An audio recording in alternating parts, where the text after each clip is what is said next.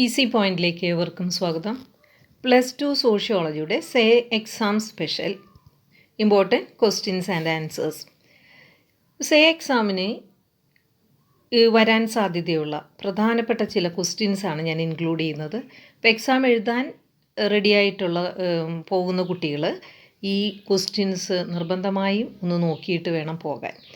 ഇപ്പോൾ ഒന്നാമത്തെ question, explain different characteristic features of caste. അപ്പോൾ അത് പല വിധത്തിലും 3 മാർക്കിൻ്റേതായിട്ട് 6 മാർക്കിൻ്റേതായിട്ടൊക്കെ ചോദിക്കാം.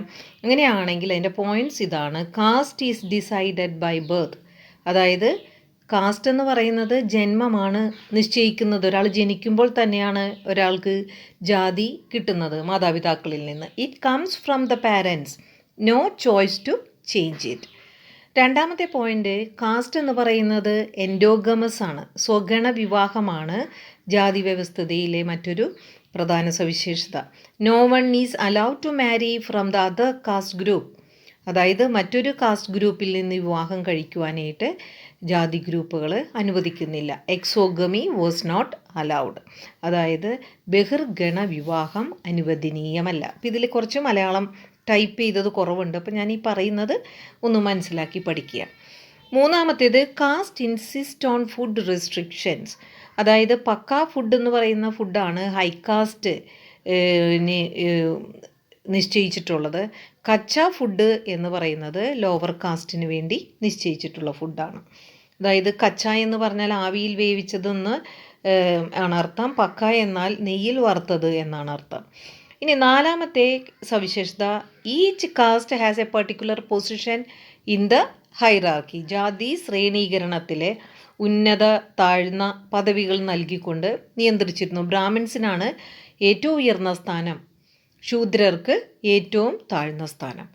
അതുപോലെ തന്നെ തൊഴിലുണ്ട്, ഹെറിഡിറ്ററി ഓക്യുപ്പേഷൻ, കുലത്തൊഴിൽ. ഓരോ ജാതിക്കാർക്കും അവർക്ക് നിർബന്ധിത കുലത്തൊഴിലുണ്ട്. അവർക്ക് മറ്റൊരു ജോലി ചെയ്യുവാനുള്ള അനുവാദം ഉണ്ടായിരുന്നില്ല. ഇതൊക്കെ വളരെ ഇമ്പോർട്ടൻ്റ് ആയ പോയിൻറ്റ്സ് പഠിച്ചു വെച്ചേക്കുക. ഇനി മറ്റൊരു ചോദ്യം, എന്താണ് സംസ്കൃതവൽക്കരണം? സാൻസ്ക്രിറ്റൈസേഷൻ എന്നാൽ എന്ത്? അപ്പോൾ ഈ സാൻസ്ക്രിറ്റൈസേഷൻ എന്ന പദം രൂപം നൽകിയത് first coin by M.N. Srinivas. അദ്ദേഹം 1952 ഈ സാൻസ്ക്രിറ്റൈസേഷൻ എന്ന പദം രൂപീകരിച്ചത്. അതിൻ്റെ അർത്ഥം എന്താണ്? The process of cultural mobility in Indian caste system in the study of Coorg in Mysore. മൈസൂരിലെ കൂർഗ് എന്ന് പറയുന്ന സ്ഥലത്ത് അദ്ദേഹം പഠനം നടത്തിയപ്പോഴാണ് ഇങ്ങനെ ഒരു പദം ഉപയോഗിച്ചത്. എന്താണ് സംസ്കൃതവൽക്കരണം എന്നാൽ എന്താണ്? It is the process by which the low caste take over the beliefs, rituals, life style. അതായത് താഴ്ന്ന ജാതിക്കാർ ഉയർന്ന ജാതിക്കാരുടെ, പ്രത്യേകിച്ച് ബ്രാഹ്മണരുടെ ബിലീഫ്സ്, വിശ്വാസങ്ങൾ, റിച്വൽസ്, ആചാരങ്ങൾ, അതുപോലെ തന്നെ ലൈഫ് സ്റ്റൈൽ, ജീവിത രീതികൾ, ആൻഡ് അതർ കൾച്ചറൽ ട്രേറ്റ്സ്, അവരുടെ മറ്റു സാംസ്കാരിക സവിശേഷതകളും from those of upper cast especially Brahmins. ഇത് അനുകരിക്കുന്നത് ബ്രാഹ്മിൻസിൻ്റെ അല്ലെങ്കിൽ മറ്റേതെങ്കിലും അപ്പർ കാസ്റ്റിൻ്റെ ഉയർന്ന ജാതിയുടെ ജീവിത രീതിയും വിശ്വാസങ്ങളും ആചാരങ്ങളും അനുഷ്ഠാനങ്ങളും അവർ അനുകരിക്കുന്നതിനെയാണ് സംസ്കൃതവൽക്കരണമെന്ന് പറയുന്നത്. ഇനി പലപ്പോഴും ചോദിച്ചു കാണുന്ന 2 മാർക്കിന് ചോദിക്കാൻ സാധ്യതയുള്ളൊരു ക്വസ്റ്റ്യനാണ്, വാട്ട് ഈസ് ഡീസാൻസ്ക്രിറ്റൈസേഷൻ? അതായത് ഡീസാൻസ്ക്രിറ്റൈസേഷൻ എന്ന് പറഞ്ഞാൽ സംസ്കൃതവൽക്കരണം എന്നർത്ഥം. എന്ന് പറഞ്ഞാൽ അത് just opposite, it is totally opposite of Sanskritisation. അതായത് സംസ്കൃതവൽക്കരണം എന്ന് പറയുന്ന അതിൻ്റെ നേരെ വിപരീതമാണത്. അതായത് ഡീസാൻസ്ക്രിറ്റൈസേഷൻ എന്ന് പറഞ്ഞാൽ എന്താണ്? Is A process when non Sanskrit, അതായത് സംസ്കൃതം പഠിക്കാത്ത അല്ലെങ്കിൽ ദളിതരായ ലോവർ കാസ്റ്റായ ആൾക്കാർ അവർ ചില പ്രദേശത്തിൽ വലിയ പ്രബല ജാതിയായി വരും. Became dominant all major decision taken by them. അപ്പം അവരാണ് പ്രബല ജാതി, അവരാണ് എല്ലാ കാര്യങ്ങളും നിശ്ചയിക്കുന്നതും രാഷ്ട്രീയ കാര്യങ്ങളിലും ഭരണകാര്യങ്ങളിലും ഒക്കെ ഇടപെടുന്നതും. അങ്ങനെ വരുമ്പോഴെന്താണ്? And followed by the upper caste അവരെ ഫോളോ ചെയ്യുന്നു. This process is called desanskritization. അതായത് സംസ്കൃതവൽക്കരണത്തിന് തികച്ചും വിപരീതമാണ്. അതുപോലെ സംസ്കൃതേതര ജാതി, അതായത് സംസ്കൃതം സംസാരിക്കാത്ത ജാതിക്കാർ, ദളിതരെ, താഴ്ന്ന ജാതിക്കാർ, അവരെ ആധിപത്യം പുലർത്തുകയും ഉയർന്ന ജാതിക്കാർ അവരെ പിന്തുടരുകയും ചെയ്യുന്ന പ്രക്രിയയാണ് സംസ്കൃതവൽക്കരണം. അപ്പോൾ ഇത് വ്യക്തമായി മനസ്സിലാക്കണം കേട്ടോ. ഇനി അടുത്ത question, who is the social scientist that studied the relation between private difficulty and social problem? പലപ്പോഴും ചോദിച്ചു കാണുന്നതാണ്. അതായത് നമ്മുടെ സ്വകാര്യ ബുദ്ധിമുട്ടുകളും സാമൂഹ്യ പ്രശ്നങ്ങളും തമ്മിലുള്ള ബന്ധം, അതിനെക്കുറിച്ച് പഠിച്ച ശാസ്ത്രജ്ഞൻ ആരാണ്? റൈറ്റ് മിൽസ് ആണ്. ഇനി which was the first backward community commission in India? ഇന്ത്യയിലെ ആദ്യത്തെ പിന്നോക്ക വിഭാഗ കമ്മീഷൻ ഏതാണ്? കാക്ക കലേൽക്കർ കമ്മീഷനാണ്. ഇനി എന്താണ് വസ്തുവൽക്കരണം?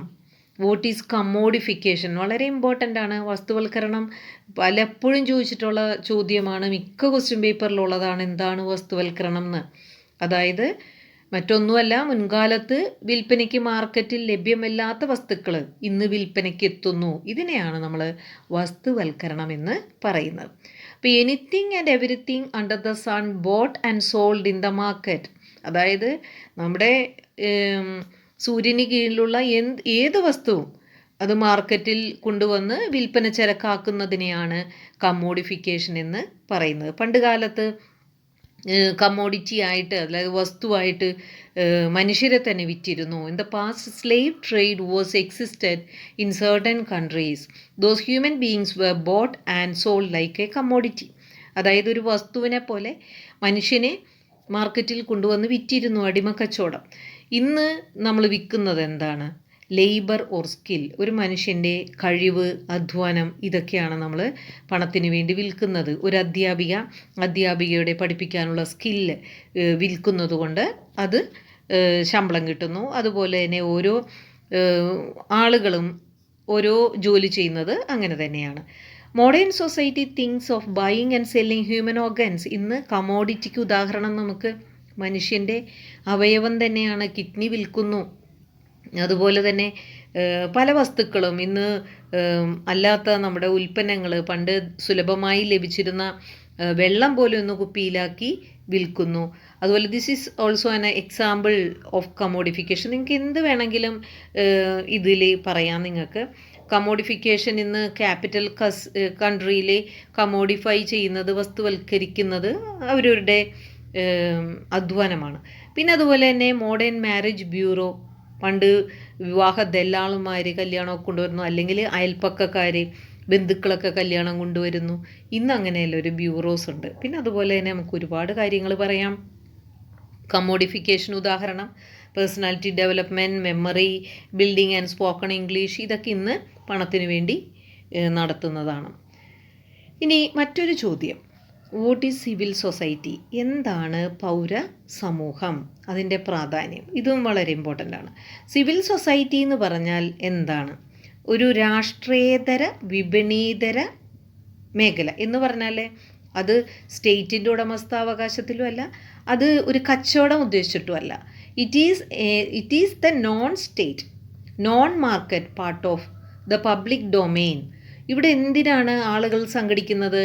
ഇൻഡിവിജ്വൽസ് കംസ് ടുഗെദർ വോളണ്ടറിലി എന്ന് പറഞ്ഞാൽ സ്വമേധയാ വരുന്നു.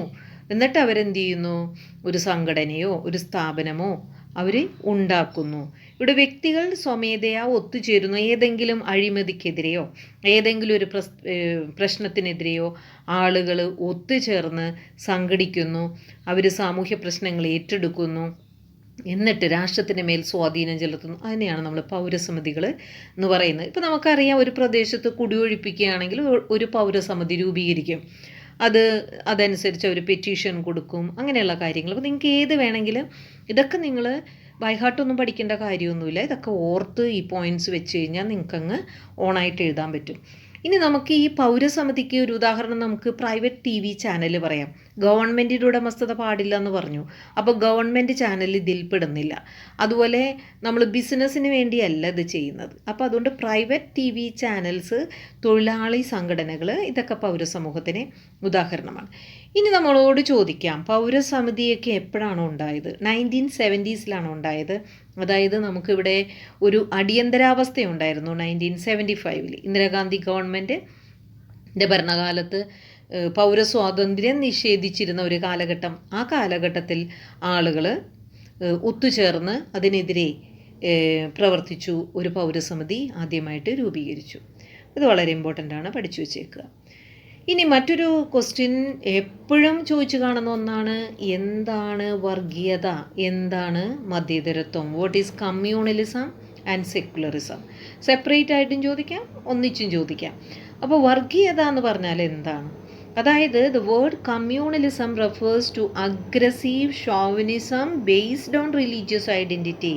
അതായത് ഇവിടെ ഒരു ആക്രമണോത്സുകമായ ഒരു സങ്കുചിത ചിന്തയാണ്. തങ്ങളുടെ മതമാണ് നല്ലത്, അല്ലെങ്കിൽ തങ്ങളുടെ മതത്തിൽ വിശ്വസിക്കുന്നവരാണ് നല്ലത് എന്നുള്ള ചിന്ത മറ്റു മതക്കാരോട് ഒരു അനിഷ്ടം കാണിക്കുന്നത്. അത് മതപരമായ സത്വത്തെ അടിസ്ഥാനമാക്കിയാണ് കമ്മ്യൂണലിസം വരുന്നത്. അത് ഓർത്തു വെച്ചേക്കുക. അതൊരു ആറ്റിറ്റ്യൂഡാണ്. that sees one's own group as the only legitimate and worthy group. ഞങ്ങളുടെ ഗ്രൂപ്പാണ് നിയമാനുസൃതം അല്ലെങ്കിൽ യോഗ്യമെന്ന് ചിന്തിക്കുക. മറ്റുള്ളവർ ഇൻഫീരിയർ ആണെന്ന് ചിന്തിക്കുക. With other group being as inferior, illegitimate, അവർ ഒന്നും നിയമവിരുദ്ധരാണെന്ന് ചിന്തിക്കുക, അല്ലെങ്കിൽ തങ്ങളുടെ എതിരാളികളാണെന്ന് ചിന്തിക്കുക. ഇതാണ് കമ്മ്യൂണലിസം, വർഗീയത. ഇനി മതേതരത്വം എന്ന് പറഞ്ഞാൽ എന്താണ്? ഇന്ത്യ ഒരു മതേതര രാഷ്ട്രമാണെന്ന് നമുക്കറിയാം. അതായത് അതിൻ്റെ അർത്ഥം എന്താണ്? Secularism in India means a state that support or participate in a neutral manner. അതായത് ഒരു മതത്തെയും കൂടുതൽ സപ്പോർട്ട് ചെയ്യുന്നില്ല, എന്നാൽ ഒരു മതത്തെയോട് വിരോധവുമില്ല. അങ്ങനെ ഒരു ന്യൂട്രൽ മാനറിലെ എല്ലാ ഗ്രൂപ്പിനോടും സമാന ചിന്ത, ആർക്ക് വേണമെങ്കിലും ഏതു മതത്തിൽ വിശ്വസിക്കാം, മതസ്ഥാപനങ്ങൾ ഉണ്ടാക്കാം എന്നുള്ള ഒരു ചിന്തയാണ് മതേതരത്വം എന്ന് പറയുന്നത്. റെസ്പെക്റ്റ് ചെയ്യാണ് പരസ്പരം, എല്ലാ മതങ്ങൾക്കും തുല്യ ആദരവ് നൽകണം. ഇതാണ് ഇന്ത്യൻ മതേതരത്വം. അപ്പോൾ എപ്പോഴും നമ്മുടെ ഇന്ത്യയിലെ പല മതവിഭാഗങ്ങളും ഉള്ളതുകൊണ്ട് ചില ആളുകളുടെ മനസ്സിൽ കമ്മ്യൂണലിസം ഉണ്ടാവും, ചില ആളുകളുടെ മനസ്സിൽ മതേതരത്വ ചിന്തയുണ്ടാവും. പലപ്പോഴും ഇത് ഒരു കോൺഫ്ലിക്റ്റിന് കാരണമാകുന്നു. ഇനി ഈ ചാപ്റ്ററിൽ പലപ്പോഴും ചോദിക്കാൻ സാധ്യതയുള്ളതാണ് western secularism and Indian secularism differences. അതായത് പാശ്ചാത്യ മതേതരത്വവും ഇന്ത്യൻ മതേതരത്വവും തമ്മിലുള്ള വ്യത്യാസം എന്താണെന്ന് ചോദിക്കാറുണ്ട്. അതായത് വെസ്റ്റ് സെക്യുലറിസത്തിൽ എന്താണ് പറയണത്? അവിടെ മതവും സ്റ്റേറ്റും രണ്ടും രണ്ട് ഇൻസ്റ്റിറ്റ്യൂഷനാണ്, രണ്ടും കൂടി മിക്സ് ചെയ്യുന്നില്ല. പൊളിറ്റിക്കൽ അഫയേഴ്സ് ഒരു കാരണവശാലും മതപരമായ കാര്യങ്ങളിൽ നിന്ന് അകന്നാണ് നിൽക്കുന്നത്, മിക്സ് ആകുന്നില്ല. പക്ഷേ ഇന്ത്യയിൽ അങ്ങനെയല്ല. ഇന്ത്യയിൽ മതവും പൊളിറ്റിക്കൽ അഫയേഴ്സും മിക്സ് ആയി പോകുന്നുണ്ട്. കാരണം മൈനോറിറ്റി വിഭാഗത്തെ സപ്പോർട്ട് ചെയ്യുമ്പോൾ മൈനോറിറ്റി റിലീജിയസ് ഗ്രൂപ്പിനെ സപ്പോർട്ട് ചെയ്യേണ്ടി വരും, അതുപോലെ പല കാര്യങ്ങൾക്കും. അപ്പോൾ രാഷ്ട്രം എല്ലാ മതത്തിൽ നിന്നും അകന്ന് നിൽക്കണമെന്നാണ് പാശ്ചാത്യ സങ്കല്പം സെക്യുലറിസത്തെക്കുറിച്ച്. എന്നാൽ ഇന്ത്യയിലാണെങ്കിലോ the word secularism stand for not favouring any particular religion. അതായത് ഏതെങ്കിലും ഒരു മതത്തോട് കൂടുതൽ മതം കാണിക്കരുത് എന്നതുകൊണ്ടാണ് ഇന്ത്യയിലെ മതേതര രാഷ്ട്രം എന്ന് പറയുന്നത്. അപ്പോൾ രാഷ്ട്രീയത്തിലും മതം ഇടപെടുന്നുണ്ട്, മതത്തിൻ്റെ സ്വാധീനം ഉണ്ട്. It is the opposite of communal. അപ്പോൾ മതേതരത്വം എന്ന് പറയുന്നത് വർഗീയതയുടെ നേർവിപരീതമാണ്. ആ പോയിന്റ് ഇട്ടത് പലപ്പോഴും വൺ വേർഡ് ചോദിക്കാറുണ്ട്. അപ്പോൾ ഇവിടെ ഇറ്റ് എന്ന് പറയുമ്പോൾ നിങ്ങൾ എഴുതണം secularism is the opposite of communalism കേട്ടോ. ഇനി സെക്യുലറിസം എന്ന് പറയുമ്പോൾ എന്താണെന്ന് ചോദിക്കുമ്പോൾ, ഇന്ത്യൻ സങ്കല്പം എന്ന് ചോദിക്കുമ്പോൾ നിങ്ങൾ പറയണം secularism implies equal respect for all religions rather than separation or distancing. അങ്ങനെ നിൽക്കേണ്ട ആവശ്യമൊന്നുമില്ല. ഇന്ത്യയിൽ ഡൈവേഴ്സിറ്റി ആൻഡ് യൂണിറ്റി എന്നുള്ള പോളിസിയാണ് നമ്മൾ, ഇൻ്റഗ്രേഷനാണ് ആക്സെപ്റ്റ് ചെയ്തിരിക്കുന്നത്. അതുകൊണ്ട് നമുക്ക് എല്ലാവരെയും ചേർത്ത് നിർത്തണം. അപ്പോൾ അവർക്ക് ആവശ്യമുള്ളതൊക്കെ നമ്മൾ സപ്പോർട്ട് ചെയ്യുകയും ചെയ്യണം. ഇനി അടുത്ത ക്വസ്റ്റ്യൻ, എന്താണ് വെയ്റ്റ്ലെസ് ഇക്കോണമി അല്ലെങ്കിൽ നോളജ് ഇക്കോണമി? രണ്ട് സെയിം ആണ് ആൻസർ. അപ്പോൾ വെയ്റ്റ്ലെസ് ഇക്കോണമി എന്ന് കണ്ടാലും നോളജ് ഇക്കോണമി, അതായത് ഭാരരഹിത സമ്പൽ വ്യവസ്ഥയെന്ന് കണ്ടാലും ജ്ഞാന സമ്പൽ വ്യവസ്ഥയെന്ന് കണ്ടാലും സെയിം ആൻസർ കൊടുത്താൽ മതി. അതായത് ഭാരരഹിത സമ്പൽ വ്യവസ്ഥ എന്ന് പറയുമ്പോൾ നമ്മൾ ഉദ്ദേശിക്കുന്നത് അവിടെ അധികം ശാരീരിക അധ്വാനമില്ല. നമ്മുടെ അറിവാണ് അവിടെ, നോളജാണ് അവിടെ നമ്മൾ ചെയ്യുന്നത്. നമ്മളവിടെ ഇരുന്ന് നമുക്ക് വർക്ക് ചെയ്യാം. Weightless economy is that the system on which the basis of information, വിവര സാങ്കേതിക വിദ്യ, IT സെക്ടർ, ഇൻ്റർനെറ്റ്, സോഫ്റ്റ്വെയർ, ഇതൊക്കെയാണ് വെയ്റ്റ്ലെസ് ഇക്കോണമിയിൽ പെടുന്നത്. അത് തന്നെ knowledge economy is one which working people are not directly involve in the production process. അതായത് ഉൽപ്പാദന പ്രക്രിയയിൽ അത് ഭാരമുള്ള ജോലിയാണ്. അവിടെ നമ്മൾ പങ്കാളിയാകുന്നില്ല. നമ്മളവിടെ സപ്ലൈ ചെയ്യാണ്, അവരെ സപ്പോർട്ട് ചെയ്യാണ്. എന്തിനൊക്കെ? നമ്മളുടെ അറിവ് കൊണ്ട് നമുക്ക് അവർക്ക് ഡിസൈൻ ചെയ്തു കൊടുക്കുന്നു, മെഷീൻ്റെ ഡിസൈൻ, അല്ലെങ്കിൽ അവിടെയുള്ള കാര്യങ്ങൾ, commodities which but give support system. അപ്പോൾ സപ്പോർട്ട് അതിൽ എന്തൊക്കെയാണ് സപ്പോർട്ട് സിസ്റ്റം എന്ന് നമുക്ക് വേണമെങ്കിൽ പറയാം. ട്രാൻസ്പോർട്ട് ആൻഡ് കമ്മ്യൂണിക്കേഷൻ, ആർക്കിടെക്ട്സ്, ഇനി വെഡ്ഡിങ് പ്ലാനേഴ്സ്, മാർക്കറ്റ്, സർവീസ്, ഇതൊക്കെ തന്നെ നമുക്ക് നോളജ് സിസ്റ്റത്തിൽ പെടുന്നതാണ്. ഇനി 10ാമത്തെ ചോദ്യം, explain the changes brought in the sphere of Indian industry by liberalisation and globalisation. ഇത് എപ്പോഴും ചോദിച്ചു കാണുന്ന ചോദ്യമാണ്. ഉദാരവൽക്കരണം, ആഗോളവൽക്കരണം, ഇവ ഇന്ത്യൻ വ്യവസായ രംഗത്ത് വരുത്തിയ മാറ്റങ്ങൾ ഏതെല്ലാം? അപ്പോൾ നമുക്കിവിടെ അറിയാം, പണ്ട് നമ്മുടെ ഇന്ത്യൻ വ്യവസായം എന്ന് പറഞ്ഞാൽ കുടിൽ വ്യവസായമായിരുന്നു. അത് കഴിഞ്ഞിട്ട് ബ്രിട്ടീഷുകാർ വന്നപ്പോൾ ഇവിടെ വ്യവസായം നമുക്ക് ഇൻഡസ്ട്രിയലൈസേഷൻ ആരംഭിച്ചു. പക്ഷേ കുറേ കാലങ്ങൾ കഴിഞ്ഞപ്പോൾ ലിബറലൈസേഷൻ പോളിസി, അതായത് നമുക്ക് 1990s പറയാം, ആ കാലഘട്ടത്തിലേക്ക് നമുക്ക് ഉദാരവൽക്കരണവും ആഗോളവൽക്കരണവും വന്നപ്പോൾ ഇന്ത്യൻ വ്യവസായ മേഖലയിൽ ഒരുപാട് മാറ്റങ്ങൾ വന്നു. അവ ഏതൊക്കെയാണ്? അപ്പോൾ നിങ്ങൾ പറയണം, Indian government started its liberalisation policy in 1990s. 1990s Indian government ഉദാരവൽക്കരണ നയം കൊണ്ടുവന്നത്. അതനുസരിച്ച് എന്താണ് ഒരു വ്യവസായ മേഖലയിൽ വന്നത്? According to this the government encouraged investment by private companies. അതായത് ഫോറിൻ കമ്പനികൾക്കോ അല്ലെങ്കിൽ പ്രൈവറ്റ് സ്വകാര്യ വ്യക്തികൾക്കോ ഒരു കമ്പനി തുടങ്ങാം. അത് പ്രത്യേകിച്ച് ഫോറിൻ കമ്പനികൾക്ക് ഇന്ത്യയിൽ വന്ന് വ്യവസായം, നിക്ഷേപം ഒക്കെ ചെയ്യാം. അതിന് സർക്കാർ ഉദാരമായ ലൈസൻസിങ്, അവിടെ നയം എന്ന് പറയുമ്പോൾ അവിടെ നമുക്ക് ഒരുപാട് ഇളവുകൾ കൊടുക്കുകയാണ് ചെയ്തത്. അങ്ങനെ വന്നപ്പോൾ ഗവൺമെൻറ് എന്ത് ചെയ്തു? Government allowed investment in areas like telecom, civil aviation and energy which were up to the reserved for government. കുറച്ച് കാര്യങ്ങൾ മാത്രം ഗവൺമെൻറ് അവിടെ ഗവൺമെൻറ്റിൻ്റേതായ ഇതായിട്ട് മാറ്റിവെച്ചു. പക്ഷേ the licensing system was simplified or stopped. കുറച്ച് ബാക്കിയുള്ള മേഖലകളിലെല്ലാം ആർക്ക് വേണമെങ്കിലും വന്ന് നിക്ഷേപം നടത്താം. The licensing system was simplified or stopped.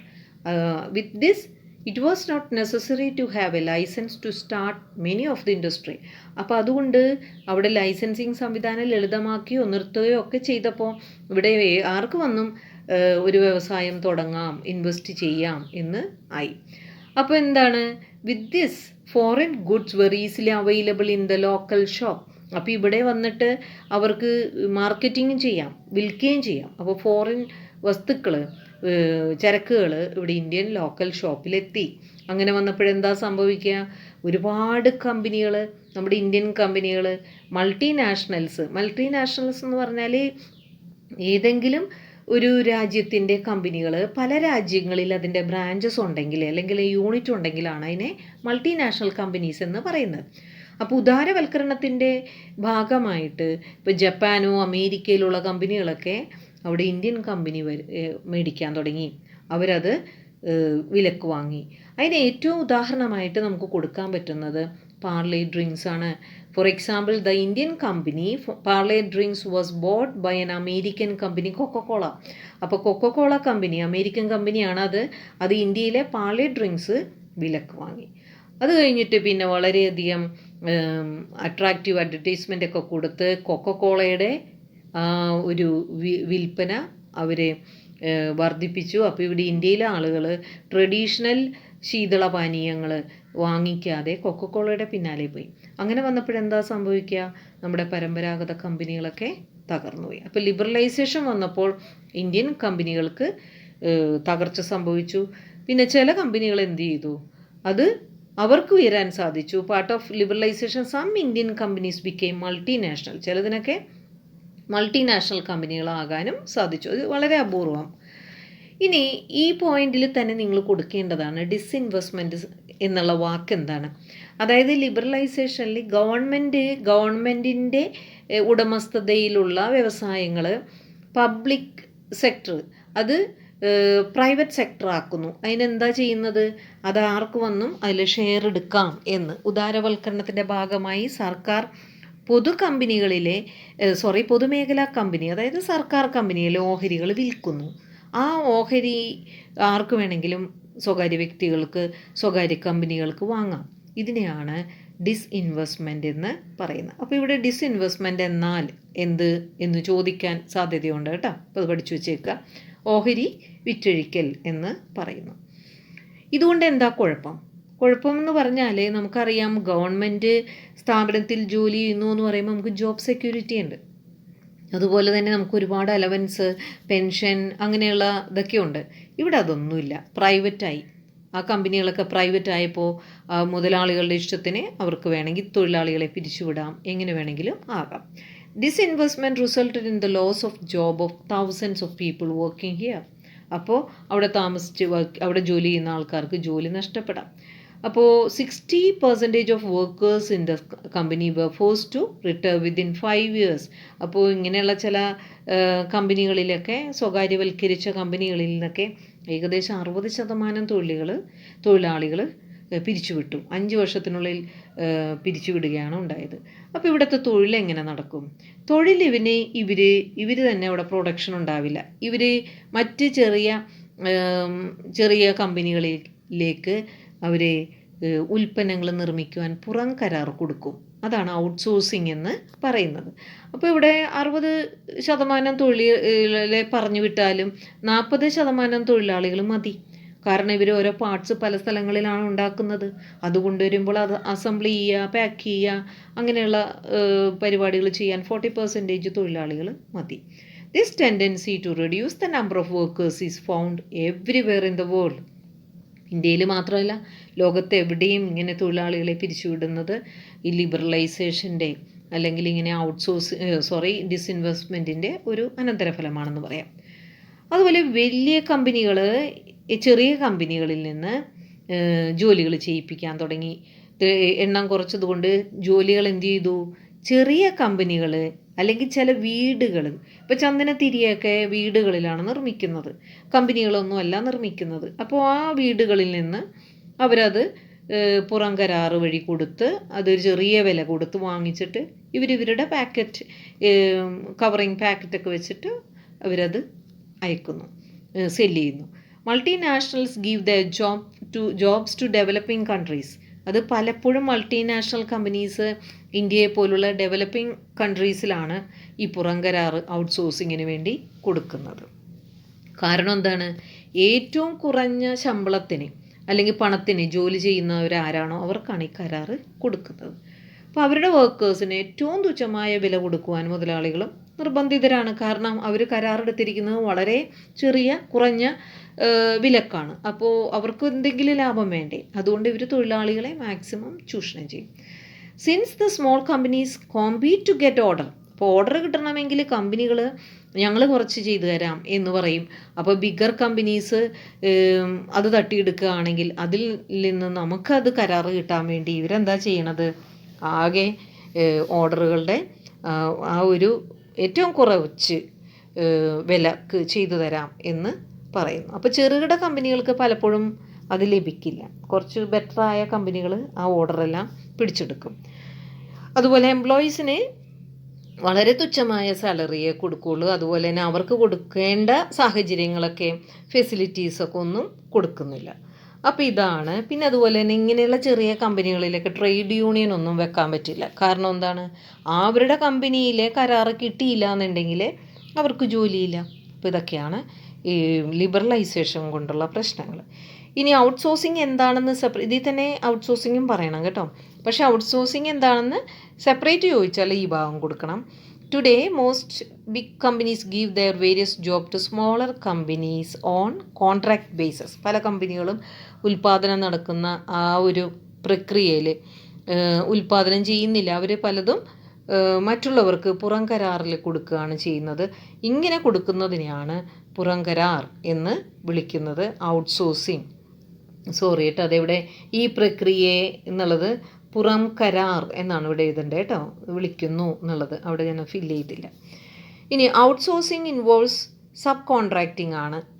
അതിപ്പോൾ നമുക്കറിയാം എന്തിനെയൊക്കെയാണ് നമ്മൾ ഔട്ട്സോഴ്സ് ചെയ്യണത്. ഉൽപ്പന്നം ഉണ്ടാക്കാൻ മാത്രമല്ല, ഡിസൈൻ ഔട്ട്സോഴ്സ് ചെയ്യും, സപ്ലൈ ഔട്ട്സോഴ്സ് ചെയ്യും, അതുപോലെ തന്നെ പ്രൊഡക്ഷന് നമ്മൾ പുറം കരാറെടുക്കും, മാർക്കറ്റിങ്ങിൽ നമ്മൾ പുറം കരാറെടുക്കും, സെയിൽസ് സർവീസ് ഇതെടുക്കുമ്പോൾ നമുക്ക് ഫിലിം ഇൻഡസ്ട്രി തന്നെ എടുക്കാം. പ്രൊഡക്ഷൻ വേറെ, മാർക്കറ്റിംഗ് വേറെ, അങ്ങനെയുള്ള കാര്യങ്ങൾ തന്നെ നമുക്ക് വേണമെങ്കിൽ എടുക്കാം. അപ്പോൾ ഇതൊക്കെയാണ് ഔട്ട്സോഴ്സിംഗ് എന്ന് പറയുന്നത്. ഔട്ട്സോഴ്സിങ്ങിൽ നമ്മൾ കരാർ വെക്കും. Through outsourcing agreement, the client company hires separate companies to perform specific tasks. ഇപ്പോൾ ഒരു കമ്പനി, വലിയൊരു മൾട്ടിനാഷണൽ കമ്പനി, ഇന്ത്യയിലുള്ള ഒരു സ്വകാര്യ കമ്പനിയുമായി ഒരു കരാർ വെക്കുകയാണ്. നിങ്ങൾ ഞങ്ങൾക്ക് വേണ്ടുന്ന ഈ പ്രോഡക്റ്റ്സ് ഇന്ന റേറ്റിന് ഇത്ര ദിവസത്തിനുള്ളിൽ എത്തിക്കണം. ഇതാണ് ഔട്ട്സോഴ്സിങ് എന്നുള്ളത്. അപ്പോൾ നിർദ്ദിഷ്ട ജോലികൾ, ആ ജോലി എന്ത് വേണമെങ്കിലും.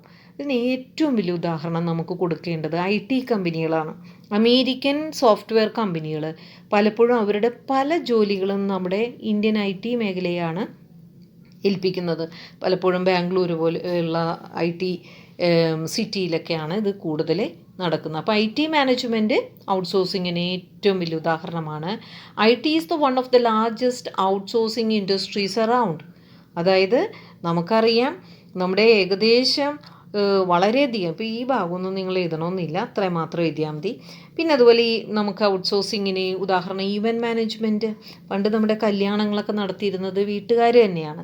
സദ്യവട്ടങ്ങൾ ഒരുക്കുക, പന്തലിടുക, എല്ലാ കാര്യങ്ങളും. ഇന്നതൊന്നുമല്ല, നമ്മൾക്കത് പറ്റുന്നില്ല. അതുകൊണ്ട് നമ്മൾ എന്ത് ചെയ്യുന്നു, അത് നമ്മൾ ഔട്ട്സോഴ്സ് ചെയ്യുകയാണ്. അതുപോലെ ഫുഡ് ഉണ്ടാക്കാൻ നമുക്ക് പറ്റുന്നില്ല, അതുകൊണ്ട് നമ്മൾ കേറ്ററിംഗ് ഏൽപ്പിക്കുകയാണ്. പിന്നെ കല്യാണം നമുക്ക് നമ്മുടെ ബന്ധുക്കളും അങ്ങനെ സ്വന്തക്കാർ വഴി നമുക്ക് പണ്ട് കൂട്ടുകുടുംബ വ്യവസ്ഥയാകുമ്പോൾ അങ്ങനെയാണ് നടത്തിയിരുന്നത്. ഇന്നത് സാധ്യമല്ല, അതുകൊണ്ട് മാരേജ് ബ്യൂറോയാണ് ഏൽപ്പിക്കുന്നത്. ഇതൊക്കെയാണ് ഔട്ട്സോഴ്സിങ് സർവീസസിന് ഉദാഹരണം. അപ്പോൾ 10 ചോദ്യം ഈ വീഡിയോയിൽ ഉൾപ്പെടുത്തിയിട്ടുണ്ട്. അപ്പോൾ അടുത്ത വീഡിയോയുമായി ഉടനെ എത്താം.